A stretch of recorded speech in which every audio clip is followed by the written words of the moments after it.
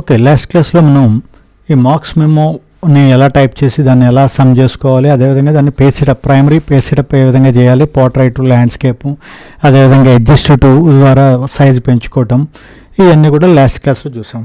ఇకపోతే పేజ్ సెటప్లోనే కొన్ని advanced features చూద్దాం. ఇప్పుడు ఫర్ ఎగ్జాంపుల్ ఇక్కడ డేటా ఎక్కువ తీసుకునేది, ఇంకా ఎక్కువ నేమ్స్ టైప్ చేయండి.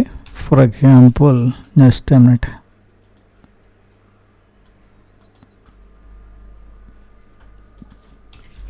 ఓకే, ఆటోఫిల్ ద్వారా కొంత డేటా ఎక్స్ట్రా ఇన్సర్ట్ చేశాను. పేస్ట్ చేసుకుంటే వెళ్ళండి.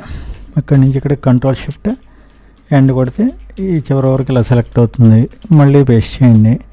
మళ్ళీ ఇక్కడి నుంచి control shift right arrow down arrow control C, మళ్ళీ కిందకి రండి, మళ్ళీ పేస్ట్.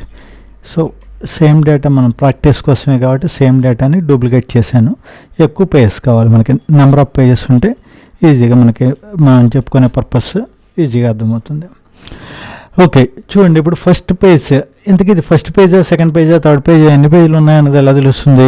ఇక్కడ ఇదిగోండి, మొత్తం ఎన్ని పేజీలు ఉన్నాయన్నది ఇక్కడ డిస్ప్లే అవుతుంది. మొత్తం ఎన్ని ఉన్నాయి? 1 of 3, అంటే 3 పేజెస్ ఉన్నాయి. మీరు ఫస్ట్ పేజ్లో ఉన్నారు. మళ్ళీ ఇక్కడ క్లిక్ చేస్తే సెకండ్ పేజ్, ఇక్కడ క్లిక్ చేస్తే థర్డ్ పేజ్ ఇలా డిస్ప్లే అవుతుంది. ఇది కేవలం మీకు ఇక్కడ సిస్టంలో డిస్ప్లే అవడానికి, ప్రింట్లో రావడానికి కాదు. మరి ప్రింట్లో రావడానికి అయితే ఏం చేయాలి? అప్పుడు ఏం చేయాలంటే, ఇప్పుడు నెంబర్ ఆఫ్ పేజెస్ వచ్చినాయి, ఎన్ని పేజీలు ప్రింట్ ఇచ్చేసి వదిలేసాం అనుకోండి, వాటికి మొత్తం ఎన్ని పేజీలు ఉన్నాయన్నది తెలియదు. సో పేజ్ నెంబర్, పలానా పేజ్ నెంబర్ పొరపాటున, ఇప్పుడు ఫర్ ఎగ్జాంపుల్ ఈ 3 పేజీలు ఉన్నాయి, ఓకే, బట్ 30 పేజీలు ఉన్నాయి. పొరపాటున ఒక పేజ్ మారిపోయింది అనుకోండి, దానికి ఆర్డర్ చూసుకోవడం అనేది కొద్దిగా కాంప్లికేటెడ్ థింగ్. సో అదే కింద ఇక్కడ మనకి ఈ టాప్లో కానీ బాటంలో కానీ పేజ్ నెంబర్ ఇచ్చేసాం అనుకోండి, వాడికి ఈజీగా ఉంటుంది కదా. సో ఇక్కడ మనకి డిస్ప్లేలో ఏ విధంగా అయితే పేజ్ నెంబర్ డిస్ప్లే అవుతుందో, ఇది కేవలం మనం ప్రింట్ ప్రివ్యూలో మన పర్పస్కి, వేరే ప్రింట్ ఇస్తే ఇక్కడ ఏ పేజ్ నెంబర్లు ఇక్కడ ప్రింట్ అవ్వవు. సో ప్రింట్లో కూడా మనకి పేజ్ నెంబర్లు ప్రింట్ అవ్వాలంటే కనుక ఏం చేయాలన్నది ఇప్పుడు చూద్దాం. పేజ్ సెటప్లోకి వెళ్ళండి. ఇక్కడ హెడర్ అండ్ ఫోటర్ తీసుకోండి. ఇందులో హెడర్ అంటే యాజ్ ఎ నేమ్ ఎంప్లాయీస్, పేర్లోనే ఉంది మనకి హెడర్. టాప్లో హెడింగ్, టాప్లో ఉండేది, హెడ్లో ఉండేది హెడర్, బాటంలో ఉండేది ఫోటో. మీకు పేజ్ నెంబర్ ఇక్కడ టాప్లో రావాలా బాటంలో రావాలా డిసైడ్ అవ్వండి. సో దాన్ని బట్టి మనకి ఏది కావాలంటే ఆ ఆప్షన్ సెలెక్ట్ చేసుకోండి. ఇప్పుడు మనం ఫోటో తీసుకుందాం. ఈ ఫోటోని మొత్తం 3 parts కింద డివైడ్ చేస్తాడు. Left section, centre section, right section. అంటే ఇది లెఫ్ట్ ఏరియా, ఇక్కడ సెంటర్, ఇది రైట్ ఏరియా కింద డివైడ్ చేస్తాడు. ఇప్పుడు మనం ఏం చేద్దామంటే, పేజ్ నెంబర్ ఇస్తే సెంటర్ అన్నా లేకపోతే రైట్ అన్నా ఇస్తే కొద్దిగా నీట్గా ఉంటుంది. సో మనం సెంటర్ తీసుకుందాం. ఇక్కడ పేజ్ అని ఇచ్చాం, జస్ట్ ఏంటి అన్నది డిస్ప్లే అవ్వడానికి పేజ్ అని ఇచ్చాం. ఓకే, ఇప్పుడు ఇక్కడ ఈ బటన్స్ ఉన్నాయి కదా, ఒక్కొక్క బటన్ మీద జస్ట్ కర్సర్ని ప్లేస్ చేయండి. చేస్తే ఇక్కడ టూల్ టిప్ అని డిస్ప్లే అవుతుంది. ఇది ఏంటి అన్నది మీకు ఐడియా రాలేదనుకోండి, టూల్ టిప్ వస్తుంది. సో జస్ట్ ఒక 5 to 6 seconds అలా హోల్డ్ చేయాలి. ఇప్పుడు డైరెక్ట్గా నేను క్లిక్ చేసేసాను హోల్డ్ చేయకుండా. చూడండి ఇక్కడ పేజ్, ఎన్నో పేజీ అన్నది, ఎన్ని పేజ్ మనం ఏ పేజ్లో ఉన్నాం అన్నది ఇక్కడ డిస్ప్లే అవుతుంది. చూడండి పేజ్ 1, తర్వాత పేజ్ 2, తర్వాత పేజ్ 3. ఓకే, బాగానే ఉంది. పేజెస్ వచ్చేసినాయి. సింపుల్. ఏం చేయాలి? పేజెస్ రావడానికి పేజ్ సెటప్లోకి వెళ్ళి ఇక్కడ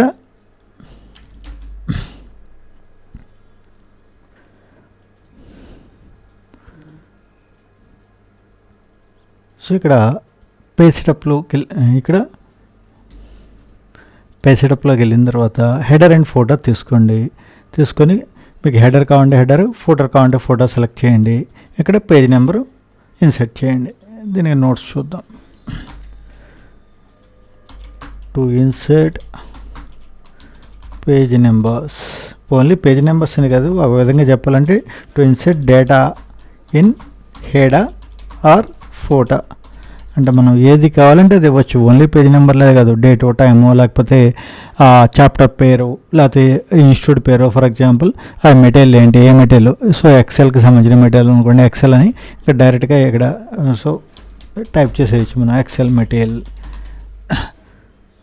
ఇది లెఫ్ట్ సైడ్ పెడతాం, ఇది రైట్ సైడ్ KNLS అని, ఇలా ఏది కావాలంటే వీటిలో టైప్ చేసుకోవచ్చు. డేట్ కావాలంటే డేటు, టైం కావాలంటే టైము, ఇలా ఆల్రెడీ ఇక్కడ ఉన్న ఫార్మాట్స్లో ఏది కావాలంటే చేయొచ్చు. లేకపోతే మీరు ఏదైతే టైప్ చేస్తున్నారో అది యాజ్ గానే వచ్చేస్తుంది.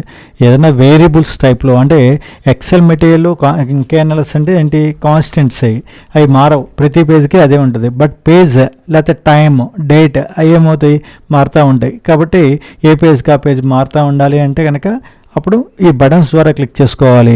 అలా కాకుండా మీకు స్టాండర్డ్గా ఏదైనా ఫిక్స్డ్గా మీకు కావాల్సిన పేరో లేకపోతే ఆ చాప్టర్ నేమో కావాలంటే అక్కడ టైప్ చేసేసుకోవచ్చు. సో ఇక్కడ దీన్ని డేటాని హెడర్లో కానీ ఫోటోలో కానీ ఎలా ఇన్సర్ట్ చేయాలి అని చెప్తున్నాం. అది ఏమి ఇన్సర్ట్ చేసుకోవచ్చు హెడర్ అండ్ ఫోటోలో అంటే, first of all usage, purpose ఏంటి, ఓకే, టు ఇన్సర్ట్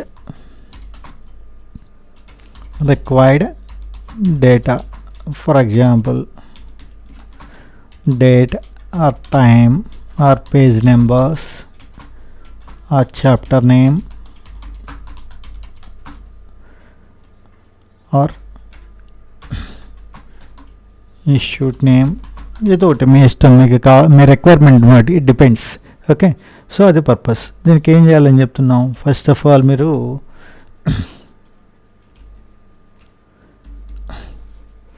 పేజ్ లేఅవుట్లోకి వెళ్ళండి. ఇక్కడ తర్వాత ప్రింట్ టైటిల్స్, ఇక్కడ నుంచి హెడర్ అండ్ ఫోటో, లేదా కంట్రోల్ F2 కొట్టి ఇక్కడ పేజ్ సెటప్లోకైనా వెళ్ళచ్చు.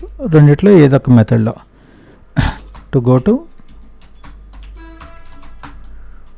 Header and photo.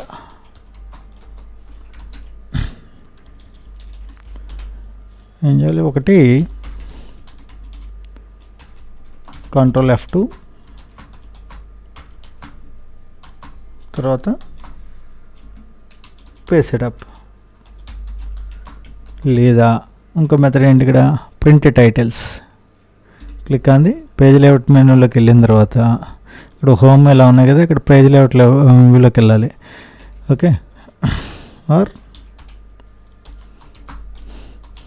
Go to page layout menu and select print titles. తర్వాత అక్కడి నుంచి ప్రింట్ టైటిల్స్లోకి వెళ్ళిన తర్వాత select header and photo.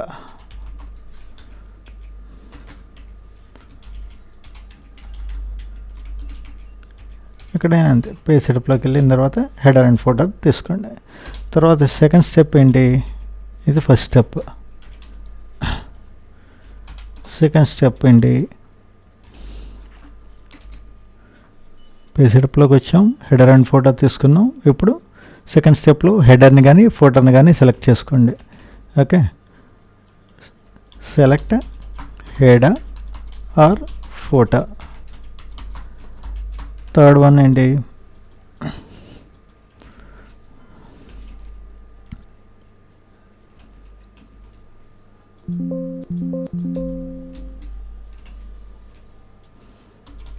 type the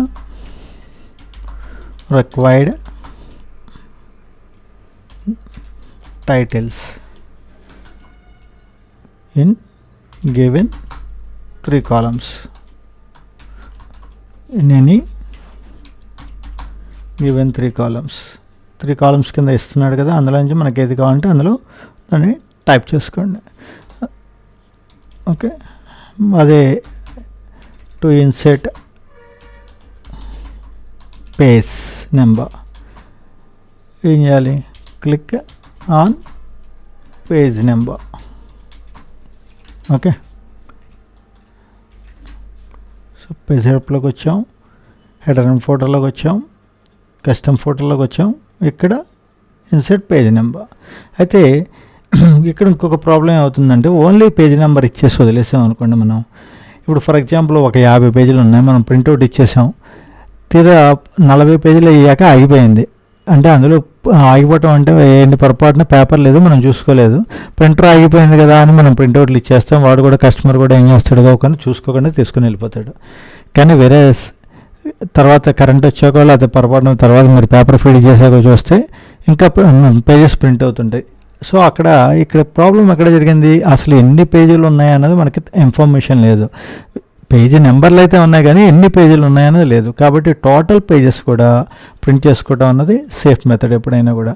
so ఇక్కడ ఏం చేయాలంటే ఆబ్లిక్ పెట్టి ఇన్సర్ట్, ఇదేమో పేజీ నెంబర్, ఇదేమో టోటల్ నెంబర్ ఆఫ్ పేజెస్. ఇప్పుడు చూడండి, ఓకే చూడండి మొత్తం 1/3, తర్వాత మళ్ళీ కిందకి వస్తే 2/3. ఇక్కడ మౌస్ మీద స్క్రోల్ బార్ మూవ్ చేసినా సరిపోతుంది. ఒక పేజ్ నుంచి ఒక పేజ్కి స్టెప్ ఇన్ ఫార్వర్డ్ అవ్వడానికి జస్ట్ మౌస్ బార్ మీద స్క్రోల్ బార్ అయినా క్లిక్ చేయండి, లేదా ఇక్కడ ఈ బటన్స్ అయినా క్లిక్ చేయండి.